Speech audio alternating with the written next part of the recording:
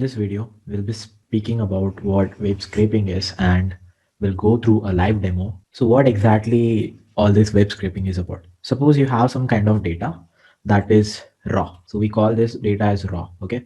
You cannot directly tell what the name is from the data and what is the city and what the country is directly from this address, right?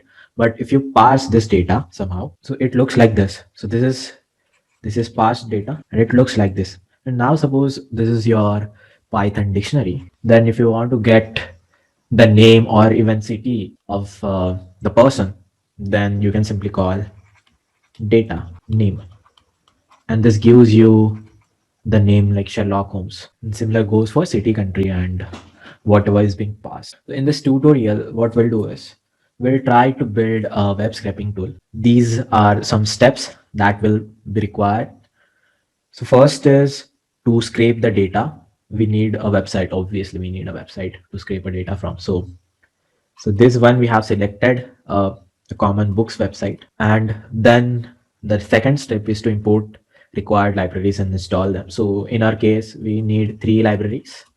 So the first one is requests, second is beautiful soup, and third one is panda. So this requests, you can say that it is somewhat similar to non-interactive browser. This beautiful soup is all about parsing HTML, and this pandas library will use to work with CSV file or save CSV files. So we'll go through the implementation. We'll go to live demo. The first thing is we have selected this particular website. So this is the website that we have selected, and our main task is to get all the categories, and we want to get all the names along with their URLs.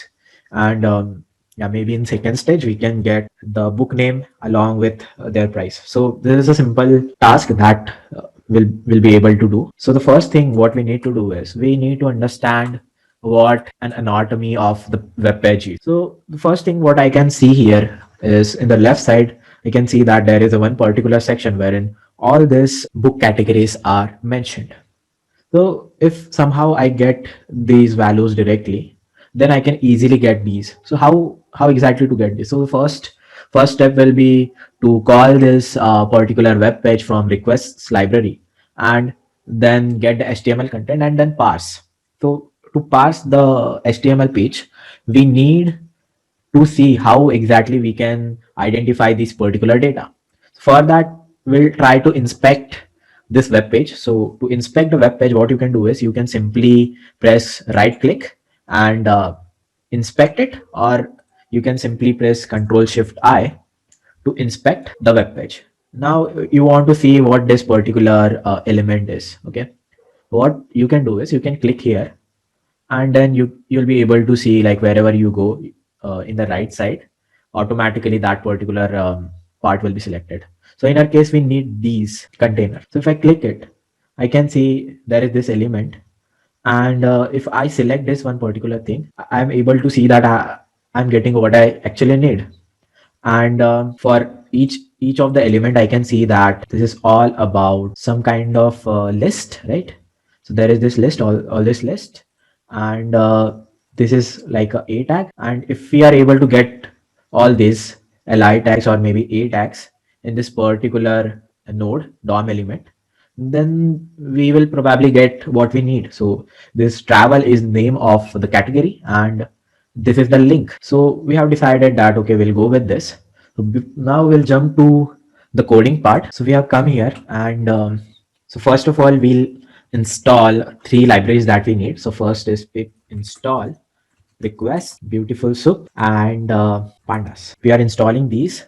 We can create one notebook, start writing some code. Okay, so we have opened this notebook, and we'll start importing the library. So import pandas as pd, import requests, import from bs4, import beautiful soup. Then we need the web URL. So I'm just putting it under a variable. So this is our website, and we need, the first step is HTML content. So what this requests library will do is it will call this particular URL, and it will get us the HTML content. So if you want to see the output of this, you can see it here. So here we can actually see that okay, this is some sort of HTML that we are getting, and we want to parse this. So this request library is acting as some sort of browser, but it is not providing us the output that we normally see, but rather it is providing us the HTML content. The next step is we have to parse the content, right? So for that, what we'll do is we first of all create a soup variable, and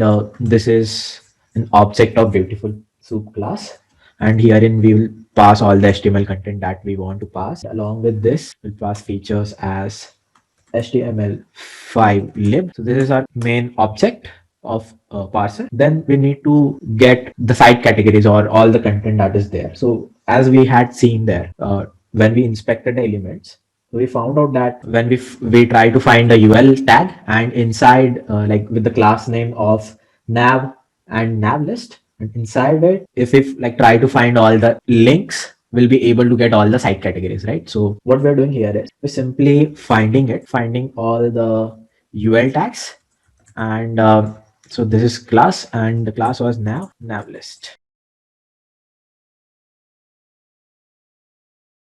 Probably we need to install a parser library, maybe just remove it. Okay, so we have obtained these. So this you can see like this travel, mystery, historical, fiction, and along with this links we're able to find directly. So these are in li tags.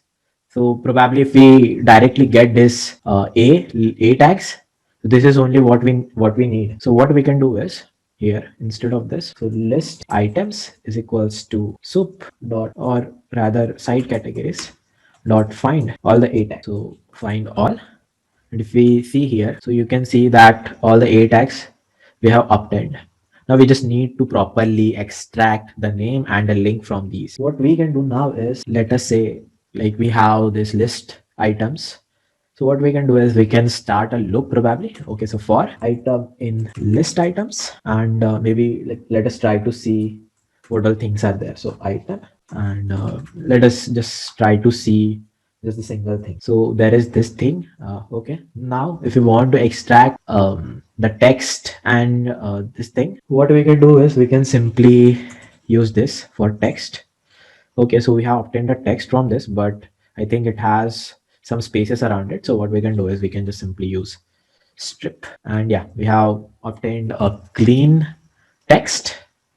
And let us see, we need href tag also. Okay, so item href, let us see. Yeah, so we are getting this link as well. So let us store both of them in lists. So what we can do is category names, we are creating a list, category links, and we simply cat names dot append and category links dot append. And if you want to see what is inside category names and category links, yeah, so we can see here we obtained all the categories and their links. What next thing we have to do is, so we have passed the data successfully. Now we just need to store it properly in a CSV. So for that we'll be using pandas, and when we work with pandas, we have to work with data frames. So let us create a data frames from the data that we have, pd dot data frame, and we just select category name. So here we'll simply provide cat names, and category links will simply provide cat links, and let us see the data frame. Okay, so we have obtained the data frame, but one thing that we want to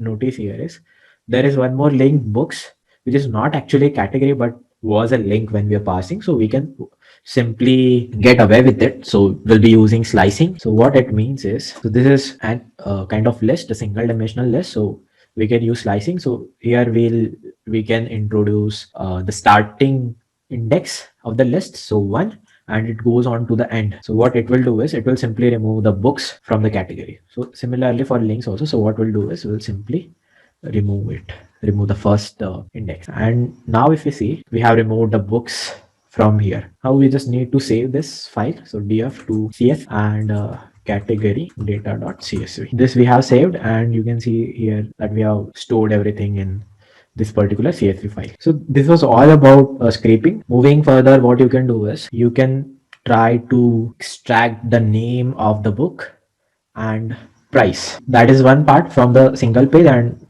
moving further, what you can do is you can scrape all the data of this particular book. So you can extract more information like the name of the book, the price, what are the stocks, maybe when ratings, product description, all this information we can easily scrape and store. So that is for you to do.